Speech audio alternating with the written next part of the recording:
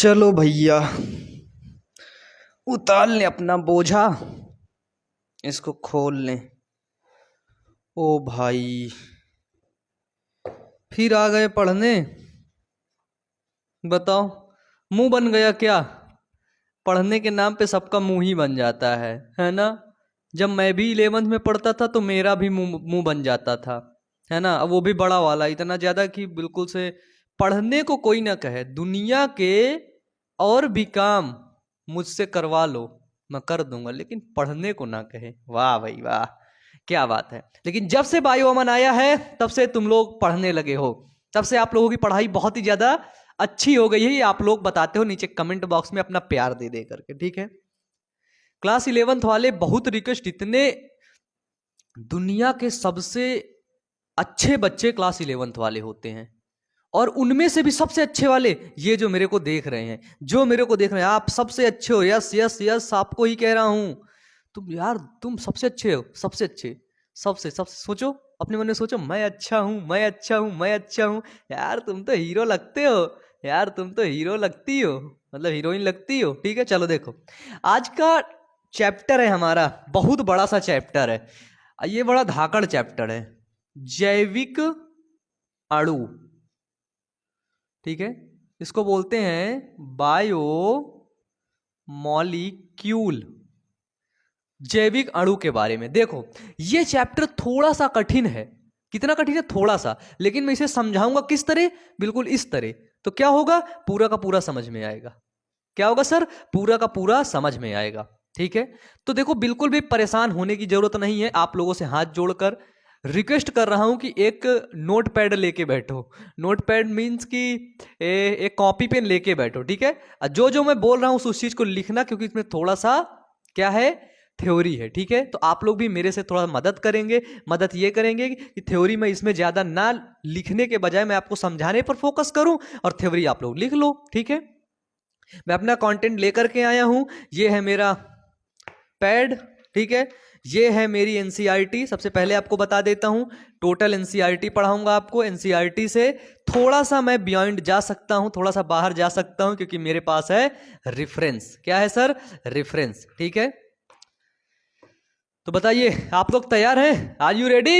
जल्दी से बताइए, जल्दी से एक बार नीचे कमेंट बॉक्स में कमेंट करके बताइए, आर यू रेडी? तैयार हो पढ़ने के लिए? बताओ बताओ बताओ, शुरू किया जाए?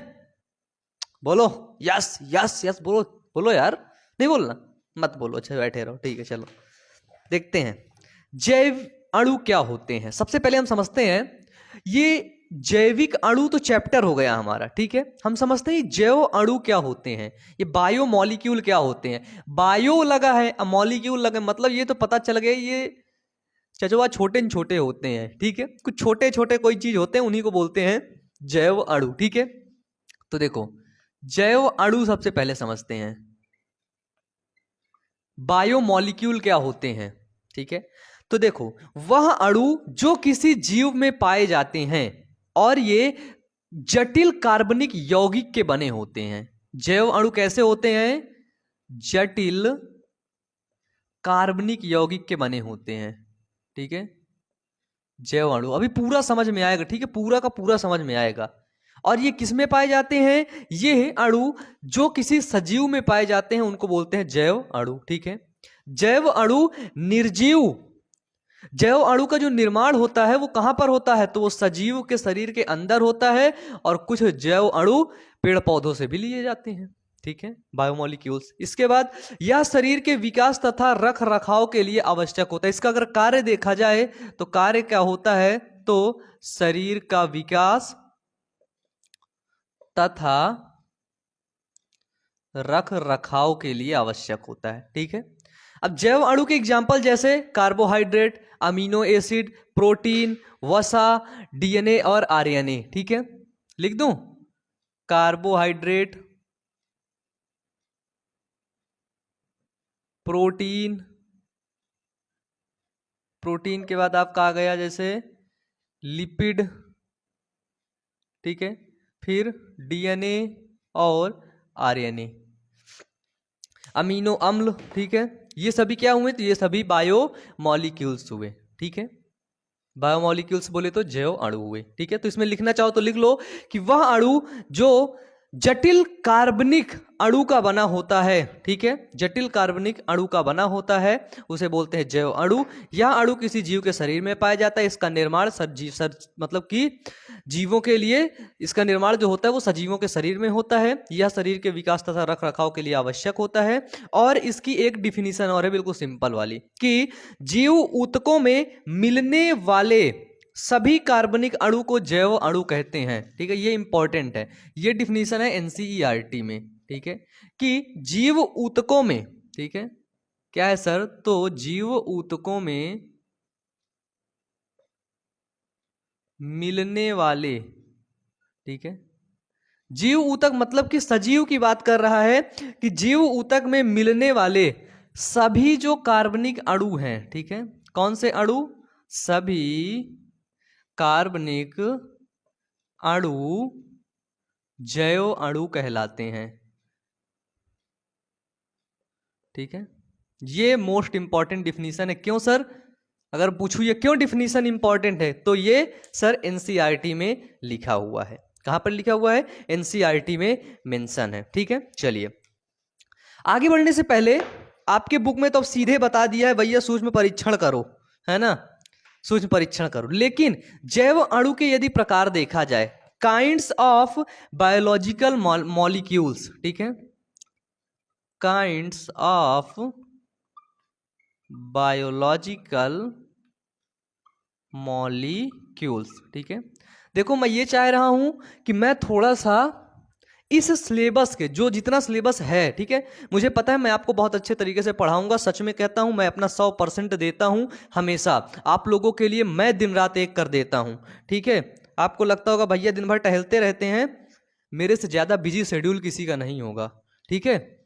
सोचो पूरा दिन भर कंटेंट तैयार करता हूं, इतनी ढेर सारी बुक से इतना कंटेंट, मतलब ठीक है, सिर्फ आप लोगों के लिए करता रहता हूं, ठीक है। तो मुझे ये लगता है कि आपको यहां पर मैं कुछ ऐसा पढ़ा दूं ताकि जिसमें से 60 से 70% बच्चे नीट की तैयारी करेंगे, तो वहां पर उनको बहुत ही ज्यादा हेल्प मिले, मदद मिले। फिर तुम लोगों को लगे कि भैया वो छोटा सा जो बायो अमन था ना, छोटा नहीं हूं, लंबा हूं मैं, ठीक है, बायो अमन भैया जो थे ना, वो यार ये तो चीजें पढ़ाए थे हमें, ठीक है, बस थोड़ा थोड़ा नहीं पढ़ाए थे बस, ठीक है। तो वहां पे आपको हेल्प मिलेगी और आप बहुत खुश होंगे।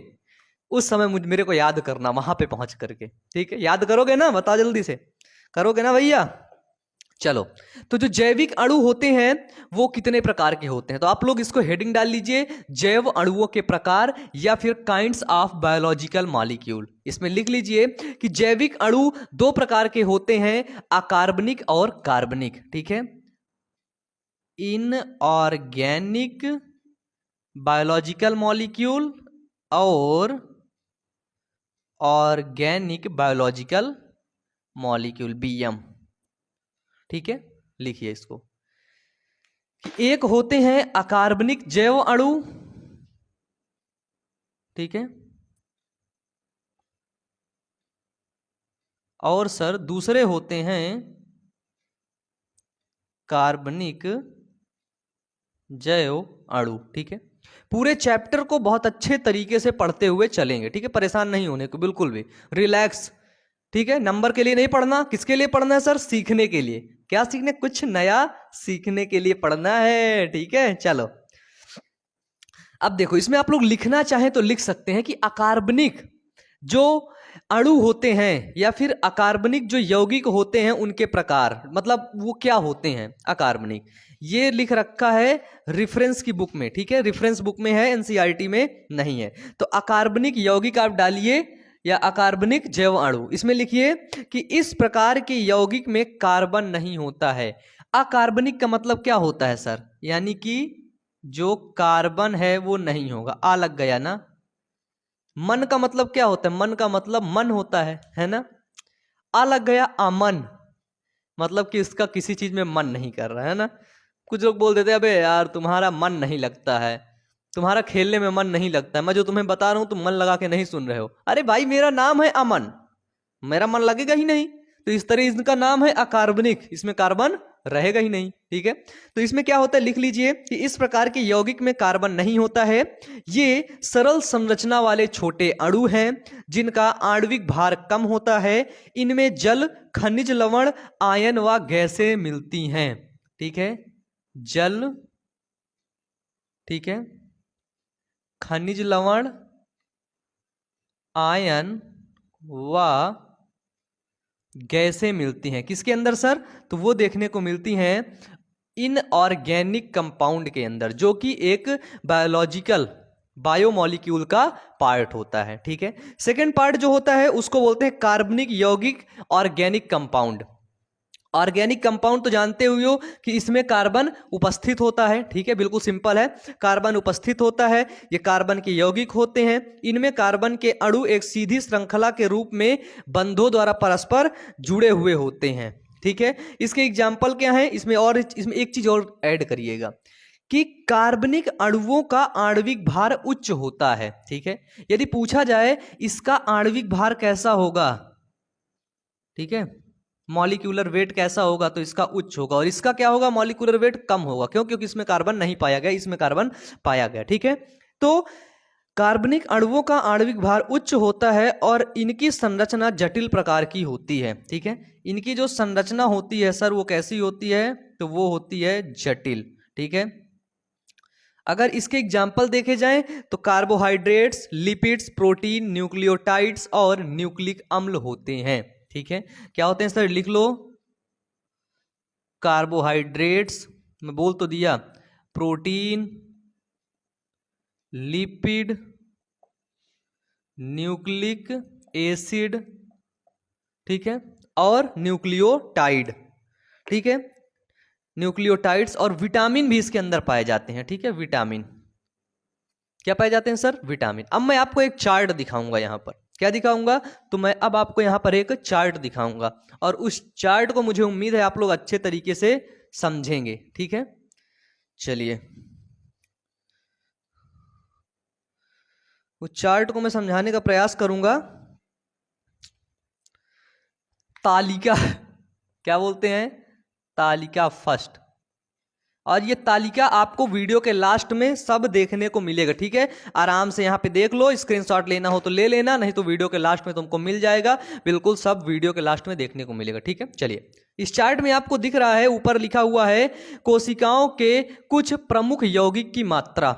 इसके बाद नीचे दिख रहा है क्रम संख्या, प्रमुख यौगिक यानी कि मेन कंपाउंड, और इनका औसत प्रतिशत मात्रा, यानी कि ये एक कोशिका के अंदर ये जो है ऑर्गेनिक और इनऑर्गेनिक, ये एक सेल के अंदर कितनी पाई जाती हैं। ये क्या है सर? तो ये है हमारी सेल। और सेल से अब एक क्वेश्चन मैं लिए ले रहा हूं, बताओ सेल की खोज किसने और कब की थी? बताओ किसने और कब की थी? तो हमने देखा इस सेल के अंदर हमको इनऑर्गेनिक कंपाउंड भी देखने को मिलता है और इस सेल के अंदर ऑर्गेनिक कंपाउंड भी देखने को मिलता है। ठीक है, क्योंकि जो सेल होती है उसके अंदर कुछ निर्जीव पदार्थ भी होते हैं और कुछ जीवित पदार्थ भी होते हैं। तो देखो इसमें अकार्बनिक यौगिक के रूप में क्या पाया जाता है सेल के अंदर? Inorganic compound. ए नंबर है अकार्बनिक यौगिक, नंबर 1 जल। ठीक है, जल में क्या होता है? कार्बन नहीं होता है, ये एक अकार्बनिक यौगिक होता है। जल कितना पाया जाता है इस सेल के अंदर? 80%, लगभग 80% जल पाया जाता है। सेकंड चीज अकार्बनिक यौगिक। ठीक है, बी नंबर है। सेकंड नंबर अकार्बनिक यौगिक कितना पाया जाता है? 1 से 3% अकार्बनिक यौगिक पाया जाता है। फिर इसके बाद आइए कार्बनिक यौगिक में। ठीक है, ऑर्गेनिक कंपाउंड्स में आइए। ऑर्गेनिक कंपाउंड्स में देखने को मिलता है कार्बोहाइड्रेट 1%, लिपिड 3.5%, फिर प्रोटीन 12 से 14%। यदि पूछा जाए इस सेल के अंदर किसकी मात्रा ज्यादा होती है, तो वो होती है प्रोटीन, 12 से 14% पाया जाता है। इसके बाद आओ न्यूक्लियोटाइड्स या न्यूक्लिक अम्ल 2%, ठीक है, 2.0%। इसके बाद अन्य यौगिक 0.5%। ये सब मिला करके क्या बनाती हैं? एक सेल बनाती हैं, एक कोशिका बनाती हैं। ठीक है, तो तालिका 1 कंप्लीट हुई आपकी। अब आते हैं हम अपने एनसीईआरटी पर फिर वापस आते हैं। ठीक है, आ गया है वक्त चुपचाप वापस आने का।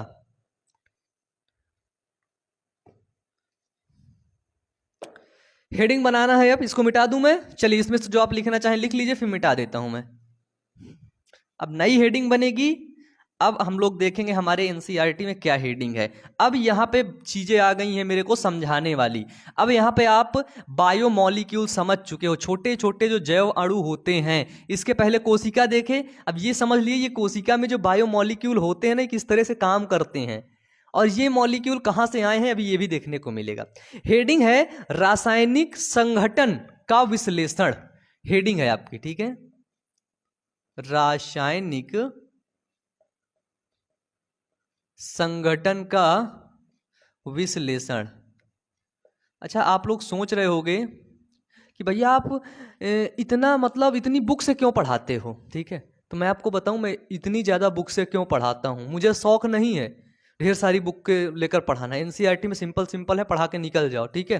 तो मैं ब्रीफ लेवल पे पढ़ाना चाहता हूँ, मैं डिटेल से पढ़ाना चाहता हूँ। और कुछ स्टूडेंट्स मेरे ऐसे हैं जो बुक नहीं अफोर्ड कर सकते हैं, जो उनके पास बुक नहीं होगी, ठीक है, वो बिना बुक के पढ़ रहे होंगे। मेरे ऊपर उनका ट्रस्ट होगा, मेरे ऊपर उनका भरोसा होगा कि अगर भैया से पढ़ूंगा तो मुझे फुल पढ़ाएंगे, छोड़े ओढ़ेंगे नहीं।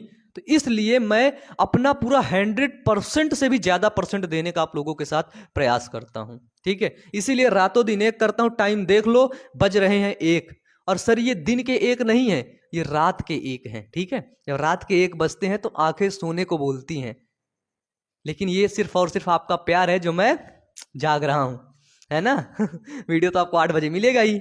चलिए, क्या आता है रासायनिक संगठन का विश्लेषण। विश्लेषण क्या होता है, तो देखो इसके अंदर कार्बनिक अवयव का विश्लेषण होता है, कार्बनिक और अकार्बनिक अवयव का विश्लेषण किया जाता है, ठीक है, सिंपल।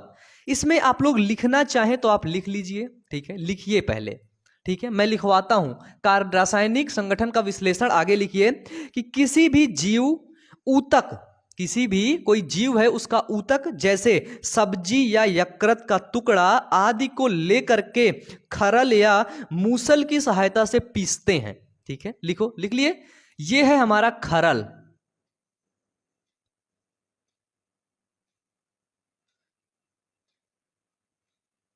ठीक है, खरल है। तो अब हमने यहां पे क्या लिया, यहां पे हमने पत्ती ली, जैसे पत्ती, ठीक है, सब्जी या फिर यकृत का टुकड़ा, यकृत, ये ऊतक हैं, ठीक है, ऊतकों को लिया जाता है, कोशिका को नहीं लेते। ऊतक, ऊतक क्या होते हैं, जब सेल होती हैं, कई सेल आपस में मिलकर के बनती हैं, तो किसका निर्माण करती हैं सर, तो वही निर्माण करती हैं टीशू का, ऊतक का। तो हमने ऊतक लिया, ठीक है, तो हमने जैसे एक पत्ती को लिया, हरी प्लांट को, पत्ती को, उसको इसमें डाल दिया, ठीक है। चलो, अब इस डालने के बाद ये ऊपर वाला लोहड़ है, ठीक है, इस लोहड़ से इसको पीस रहे हैं, तो ये पीसा जा रहा है। लेकिन इसमें एक चीज और डाला जा रहा है, वो होता है ट्राइक्लोरोएसिटिक अम्ल, ठीक है, इसके अंदर एक चीज और डाला जा रहा है, वो है ट्राइक्लोरोएसिटिक एसिड। हिंदी से क्या होगा सर, ट्राइक्लोरोएसिटिक अम्ल, ठीक है। तो इसके अंदर ट्राइक्लोरोएसिटिक अम्ल भी डाल दिया गया, ये देखो ये अम्ल भी आया।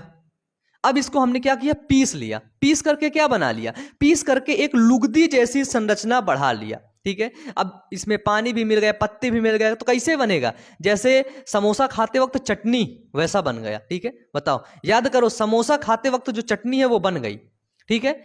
उस जो चटनी ये बनी, अब ये पीसने के बाद जो बना, इसको हमने बोला स्लरी, करदम, है ना, गाढ़ा करदम बना हमारे पास, ठीक है। क्या बना, गाढ़ा करदम, समझना बहुत इंपॉर्टेंट है। गाढ़ा करदम को क्या बोलते हैं, स्लरी, स्लरी, ठीक है। स्लरी का उपयोग गोबर गैस बनाने में भी किया जाता है, गोबर गैस प्लांट में स्लरी का उपयोग किया जाता है, गोबर की स्लरी बना करके डाली जाती है पानी के साथ मिक्स करके, ठीक है। अब देखो, अब ये गाढ़ा करदम बना, समोसा की चटनी समझ लो जैसे बन गई, ठीक है। अब ये गाढ़े करदम को क्या करेंगे, इस गाढ़े करदम को एक कपड़ा लेंगे, क्या लेंगे सर, कपड़ा, और कपड़े को इसको गाढ़े करदम को डालेंगे, फिर उसको ऐसे निचोड़ेंगे, क्या करेंगे, निचोड़ेंगे उसको। और जब उसको निचोड़ेंगे तो हमको 2 चीजें देखने को मिलेंगी, कुछ भाग, ठीक है। अब यहां पे हम इसको क्या कर रहे हैं, अब यहां पे समझो ये हम छन्नी बना दे रहे हैं, ठीक है।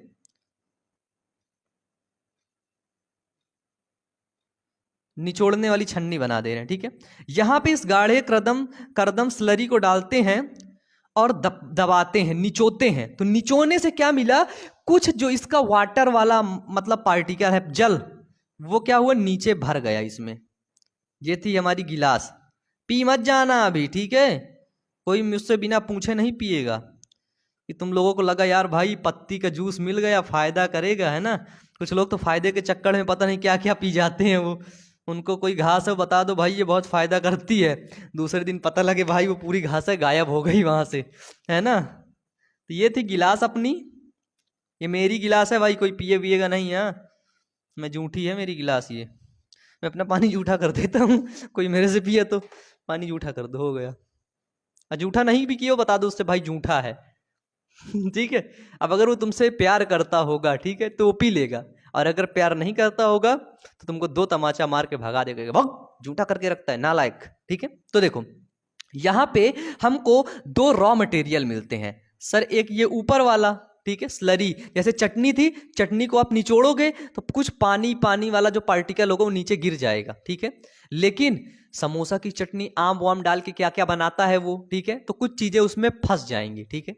यानी कि छोटा पार्टिकल उस छन्नी से छन के नीचे चला जाएगा, ठीक है। जिस पार्टिकल को हमने बोला पार्टिकल ए, और एक पार्टिकल जो बड़ा होगा, जो उस छन्नी से नहीं छनेगा, वो कहां पर, वो वहीं पर सर फंस जाएगा, ठीक है। क्या होगा, फंस जाएगा। बताइए सिंपल है कि नहीं, यहां तक समझ में आ रहा है कि नहीं, बोलोगे किस लिए समझा रहे हो, अभी समझना। जो छन गया उसको बोलते हैं फिल्ट्रेट, निसैंद, ठीक है, इंग्लिश में बोलेंगे फिल्ट्रेट, ठीक है। जो छन गया उसको बोलते हैं फिल्ट्रेट, और इसको फिल्ट्रेट बोला जाता है, और इसको यह भी बोला जाता है कि ये नीचे वाला अम्ल है, ठीक है, ये अम्ल में विलेय है। अगर इसको हम एसिड में डालेंगे तो एसिड के साथ ये आसानी से घुल मिल जाएगा, ठीक है। इसको अम्ल में विलेय बोला गया, ठीक है, ये अम्ल में विलेय हो जाएगा। एसिड में डालोगे भाई खो जाएगा ना, पानी जैसे है खो जाएगा, लेकिन इसको डालोगे अम्ल में तो दिखेगा, ए पगलवाई का गंदा गंदा दिखा दिया। अगर तुम इसकी 4 बूंद डाल करके, एक गिलास में एसिड है, 4 बूंद डाले मेरे को दे दिए, मैं पी जाऊंगा पता नहीं चलेगा। लेकिन अगर तुम इसको डाल दिए तो कहूंगा अबे ये गंदा पानी ले आए, हट, मार दूंगा तमाचा, गिर जाएगा, ठीक है, ऐसे होगा। तो ऊपर वाले पदार्थ को बोलते हैं सर धारित, ठीक है, ऊपर वाले पदार्थ को बोलते हैं धारित, इंग्लिश में बोलते हैं रेटेंटेट।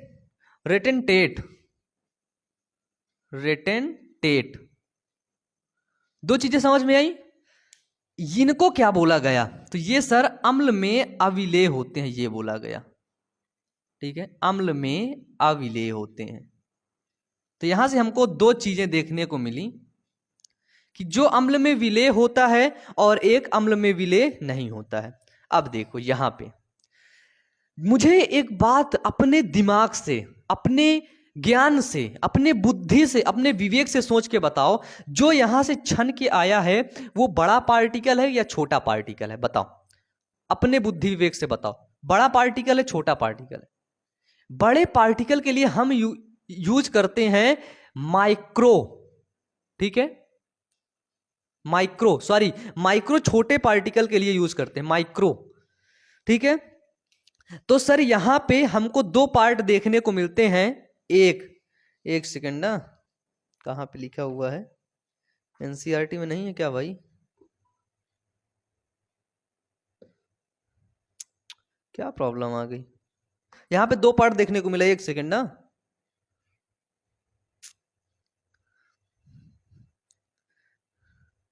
माइक्रो मतलब छोटा छोटा होता है, पता नहीं क्या दिक्कत है, चलिए ठीक है। जो छन गया है उसको क्या बोलते हैं, माइक्रो बायो मॉलिक्यूल, लिख लो इसको। जो छन जाता है पदार्थ, जिसको फिल्ट्रेट बोलते हैं, उसको बोलते हैं कि ये सर माइक्रो बायो मॉलिक्यूल है या माइक्रोबायोलॉजिकल मॉलिक्यूल है। ये बहुत ज्यादा इंपॉर्टेंट है, याद रखना होगा, ठीक है। जो पदार्थ नहीं छनता है, अविलेय होता है, उसको बोलते हैं माइक्रो, MACRO, माइक्रोबायो मॉलिक्यूल, बस, ठीक है। माइक्रो के जो पार्टिकल होंगे, जो कण होंगे, वो क्या होंगे सर? वो थोड़ा सा बड़े होंगे। और अगर इनका आकार पूछ लिया जाए, माइक्रो मतलब बिल्कुल छोटे छोटे, तो इनको पता है किससे नापा जाता है? इनको नापा जाता है डाल्टन से। ठीक है, किससे? डाल्टन से। ठीक है, तो ये क्या होते हैं? माइक्रो मॉलिक्यूल लेस देन, ठीक है, कितना? 1000, 1000 से ये कम होते हैं, लेस होते हैं, और इनकी इकाई है डाल्टन्स।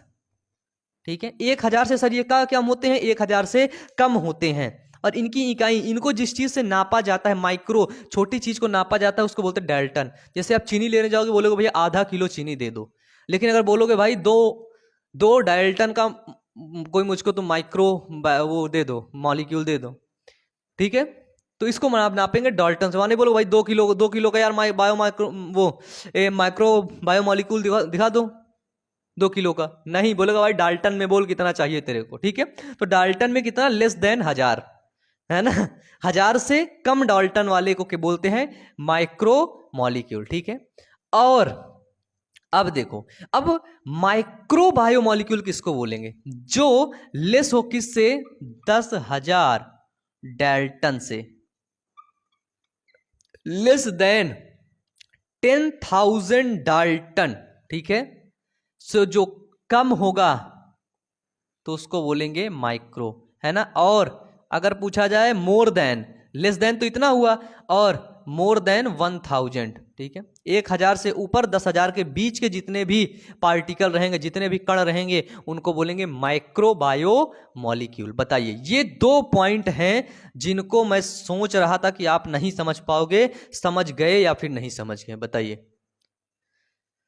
अभी पूछोगे भाई ये काम क्या है इनका, तो सर ये पाई जाती है हमारे कोशिका के अंदर। कहां पे पाई जाती है? कोशिका के अंदर, सेल के अंदर पाई जाती है। बताओ, यहां तक समझ में आया? मिटाऊं इसको? जैव अणु किसे कहते हैं? बताओ।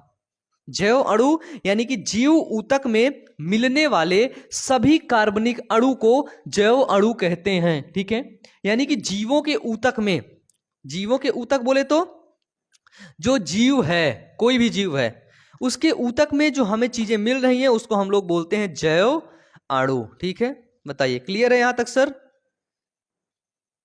यहां तक क्लियर है? तो हम लोग यहां पर, ये हमको जो मिला है, ये कार्बनिक अवयव था। क्या था? ये कार्बनिक अवयव था, ये चीज याद रखना, कार्बनिक अवयव, ऑर्गेनिक पार्टिकल थे। ठीक है, तो इसमें लिख लीजिए कि किसी भी जीव ऊतक, जैसे सब्जी या यकृत का टुकड़ा आदि को लेकर के खरल या मूसल में पीसते हैं। ठीक है, मूसल की सहायता से पीसते हैं, और उसमें ट्राइक्लोरोएसिटिक अम्ल को डाल देते हैं। ठीक है, फिर गाढ़ा कर्दम प्राप्त होता है, जिसे निचोड़ने से 2 अंश प्राप्त होते हैं। पहले को बोलते हैं निस्यंदन फिल्ट्रेट, और दूसरे को बोलते हैं धारिता रेटेंटेट। ठीक है, धारिता और निस्यंदन।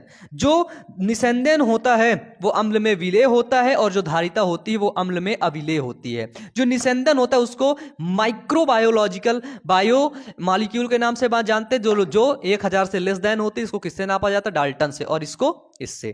क्लियर है? तो ये था कार्बनिक अवयव। ठीक है, अब हम लोग ये समझ लेते हैं कि यदि किसी अकार्बनिक चीज है, क्योंकि कोशिका के अंदर अकार्बनिक भी पाया जा रहा है। ठीक है, अकार्बनिक अवयव को देखने के लिए हमको क्या करना पड़ेगा? तो हम लोग तो देख लिए भैया, ये कार्बनिक अवयव ये पाए जाते हैं। अकार्बनिक अवयव के लिए बिल्कुल सिंपल सी चीज है। अकार्बनिक अवयव लिखे, अब आप हेडिंग डाल लीजिए, उसमें ये लिखिए कि जीवों में अकार्बनिक तत्व व यौगिक भी मिलते हैं। ठीक है, जीवों में क्या होता है? कोई यदि जीव की कोशिका है, तो जीवों में, ठीक है, अकार्बनिक तत्व व यौगिक भी मिलते हैं। जो बोल रहा हूं, पेन तुम्हारी चलती जानी चाहिए, नोट्स बनना चाहिए, और नोट्स जब बन के निकलेगी ना, तो सच में तुम्हें लगेगा कुछ पढ़ा हूं। ये नोट्स तुम पूरी जिंदगी पढ़ोगे, पूरी जिंदगी पढ़ोगे। ठीक है, सबको नोट्स बनाना है, और नोट्स को चेक करवाने के लिए व्हाट्सएप पर, इंस्टाग्राम पर भेजना है। वहां पे मैं आपको नंबर भी दूंगा, जिसकी नोट सबसे अच्छी रहेगी उसको मैं इनाम दूंगा, प्राइज दूंगा, सच में कह रहा हूं। ठीक है, तो जीवों में अकार्बनिक तत्व या यौगिक भी मिलते हैं। ठीक है, हमें पता चल गया। अब देखिए, उन अकार्बनिक तत्वों को, यौगिकों को अलग करने के लिए क्या प्रयोग किया जाता है? तो वो प्रयोग किया जाता है भंजक। और यहां पर अलग करने के लिए क्या प्रयोग किया गया था? ट्राइक्लोरो एसिटिक अम्ल। मोस्ट इंपॉर्टेंट, बिल्कुल चूरन की तरह समझाया हूं मोस्ट इंपॉर्टेंट चीज को, ये भी इंपॉर्टेंट। भंजक का प्रयोग किया जाता है। फिर लिखो भैया, देखो इसमें क्या था, ये कार्बनिक था, तो यहां पे पत्ती कैसी थी? गीली पत्ती थी। हरी पत्ती को तोड़ के लाए, डाल दिए, पीस दिए। लेकिन यहां पर हम सूखी पत्ती को लाते हैं, ठीक है, शुष्क पत्ती।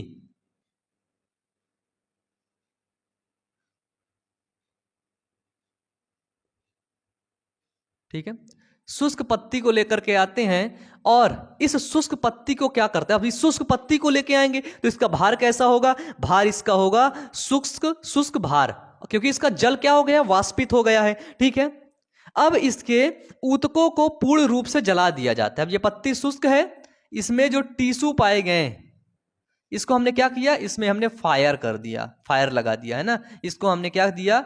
इस पत्ती को हमने जला दिया। समझो, अब अभी लिखना नहीं, समझो। इस पत्ती को हमने जला दिया, तो जब जलाएंगे तो क्या होगा कि सभी कार्बनिक यौगिक ऑक्सीकृत होकर गैसीय रूप में अलग हो जाते हैं। ठीक है, इसके अंदर जितने भी कार्बनिक यौगिक होंगे, जब हम उनको जलाएंगे तो वो ऑक्सीकृत होंगे। ठीक है, ऑक्सीडाइज हो जाएंगे और क्या होंगे? गैसीय रूप में निकल जाएंगे। वो तो जो कार्बनिक पदार्थ है वो गैसीय रूप में सर निकल गया, समझने वाली बात है। पॉइंट आउट एक बार फिर से, जो कार्बनिक पदार्थ है वो गैसीय रूप में निकल गया। अब बचा जो अकार्बनिक पदार्थ, वो वहीं पे रह गया।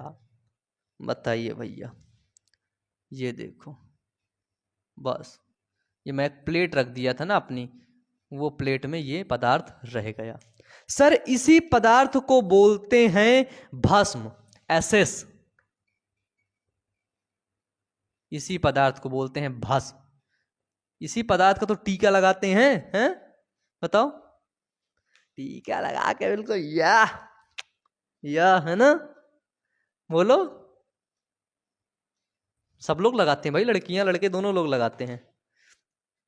तो इसी को जो बचा हुआ पदार्थ जो मिलता है उसको भस्म कहते हैं। ठीक है, ये अकार्बनिक तत्व होते हैं। ठीक है, जैसे कैल्शियम और मैग्नीशियम इसके अंदर होता है। ठीक है, ये क्या होते हैं? जो बचता है इसमें अकार्बनिक तत्व कैल्शियम व मैग्नीशियम देखने को मिलता है।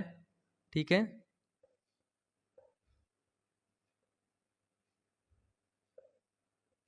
कैल्शियम व मैग्नीशियम। ठीक है सर, और क्या देखने को मिलता है? अकार्बनिक यौगिक, इसमें एक पॉइंट है, लिख लीजिए, है ना। तो वहां तक लिखे कि जीवों में अकार्बनिक तत्व व यौगिक भी मिलते हैं, इसको अलग करने के लिए भंजक का प्रयोग करते हैं। जीव ऊतकों की थोड़ी सी मात्रा को तौल लेते हैं, जिसको नम भार कहते हैं। थोड़ी सी मात्रा मतलब हरी पत्ती को तौलोगे तो भाई वो नम भार, अब उससे जल को उड़ाओगे, उसको धूप में सुखाओगे। ठीक है, जब सुखाओगे तो शुष्क भार निकलेगा, और शुष्क कर लेते हैं, जो भार मिलेगा शुष्क भार होगा। ठीक है, जिससे पूर्ण जल वाष्पित हो जाता है। लिखो, जिससे क्या होता है? पूर्ण जल वाष्पित हो जाता है। ऊतकों को पूर्ण रूप से जला दिया जाता है तो सभी कार्बनिक यौगिक ऑक्सीकृत होकर गैसीय रूप में कार्बन डाइऑक्साइड और H2O के रूप में, कार्बन डाइऑक्साइड और H2O के रूप में ये बाहर निकल जाते हैं। कैसी स्टेज होती? गैसीय अवस्था होती, गैसीय रूप में ये बाहर निकल जाते हैं। और बचे हुए पदार्थ को एसेस यानी कि भस्म कहते हैं। भस्म में अकार्बनिक तत्व भी पाए जाते हैं, जैसे कैल्शियम और मैग्नीशियम, और इसी भस्म के अंदर अकार्बनिक यौगिक सल्फेट, फास्फेट आदि अम्ल घुलनशील अवस्था में पाए जाते हैं। ठीक है, कैल्शियम कि जो क्या होता है, सल्फेट और फास्फेट जो अम्ल होते हैं ये घुलनशील अवस्था में इसमें पाए जाते हैं। ठीक है, अब हमको देखना है, क्या देखना है सर? हमको देखना है तालिका। ठीक है, अब हमको देखना है एक तालिका, फिर हमको देखने को मिलती है 9.1। 9.1 है, हाँ, 9.1 तालिका देखने को मिलती है। ये तालिका वीडियो के लास्ट में मिल जाएगी। ठीक है, देखिए 9.1 तालिका में पढ़िए, ऊपर लिखा हुआ है कि जीव व निर्जीव पदार्थ में पाए जाने वाले तत्वों की तुलना। जीव व निर्जीव पदार्थ में पाए जाने वाले तत्वों की तुलना, यानी कि हमारे पास कुछ बायोमॉलिक्यूल्स हैं, ठीक है, क्या है, बायोमॉलिक्यूल्स हैं। अब हम देखते हैं कि ये बायोमॉलिक्यूल्स जीवों के अंदर कितना मात्रा में पाया जाता है और निर्जीवों के अंदर कितना मात्रा में पाया जाता है। ठीक है, हमारे पास सर क्या है, समझो बायोमॉलिक्यूल्स हैं। अब इनको ये देखना है कि जीवों के अंदर कितना पाए जाते हैं और निर्जीवों के अंदर। ठीक है, तो जो बायोमॉलिक्यूल हैं, पहला देखिए इधर की तरफ आपको लिखा हुआ तत्व, इधर की तरफ लिखा हुआ है प्रतिशत भार। इसका भार किससे बताया जा रहा है, प्रतिशत में इंडिकेट कर रहे हैं। भ्रू प्रॉपर्टी, भ्रू प्रॉपर्टी मतलब जमीन के अंदर कितना पाया जा रहा है, मिट्टी में, और दूसरी तरफ मनुष्य के शरीर में। यानी कि देख रहे हैं ऐसे मॉलिक्यूल जो मिट्टी में कितना पाया जाता है और मनुष्य के शरीर में कितना मॉलिक्यूल पाया जाता है। पहला नंबर आता है हाइड्रोजन। हाइड्रोजन सर भ्रू प्रॉपर्टी में 0.14% पाया जाता है और मनुष्य के शरीर में 0.5% हाइड्रोजन पाया जाता है। सेकेंड नंबर कार्बन, कार्बन 0.03% पाया जाता है किसमें, भू प्रॉपर्टी में, और मनुष्य के अंदर 18.5% कार्बन। सोचो, यानी कि मिट्टी से ज्यादा कार्बन तो मनुष्य के शरीर में होता है। Second number oxygen, oxygen